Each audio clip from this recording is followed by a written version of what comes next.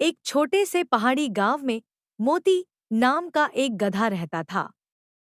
मोती अपने मालिक रामू काका के पास पिछले 15 सालों से था। रामू काका गरीब थे और मोती ही उनके घर की रोटी का एकमात्र जरिया था। मोती रोज सुबह शहर से भारी सामान लादकर उबड़-खाबड़ रास्तों से गांव तक लाता था।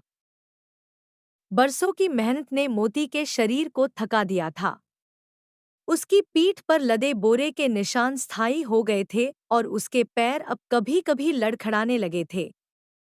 लोग रामू काका से कहते, काका, यह बूढ़ा हो गया है, इसे कसाई को बेच दो और नया गधा ले लो। लेकिन रामू काका मोती को अपने बेटे जैसा प्यार करते थे। वह कहते, इसने पूरी उम्र मेरा बोझ ढोया है, अब इसके बुढ़ापे का बोझ मैं उठाऊंगा। वह आखिरी परीक्षा। एक दिन गांव में भारी बारिश हुई। रास्ते टूट गए और गांव का संपर्क शहर से कट गया। गांव में दवाइयों और राशन की भारी कमी हो गई। रामू काका का अपना पोता तेज बुखार से तप रहा था। शहर जाना जरूरी था, लेकिन कोई भी वाहन उस कीचड़ भरे रास्ते पर जाने को तैयार नहीं था। रामू काका ने मोती की आंखों में देखा। मोती कमजोर था, लेकिन उसने अपने मालिक की बेपसी पहचान ली। उसने खुद ही अपनी पीठ आगे कर दी। सफर की दास्तां। सफर का बोझ। मोती की पीठ पर भारी दवाइयां और जरूरी राशन था। रास्ते की मुश्किल, घुटनों तक कीचड़ और मूसलाधार बारिश।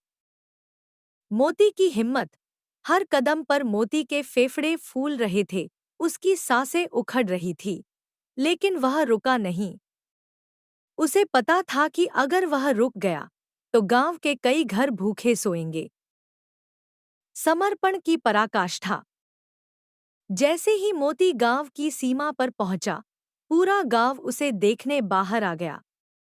जैसे ही आखिरी बोरा उसकी पीठ से उतारा गया, मोती के पैर कांपे और वह वहीं जमीन पर गिर पड़ा।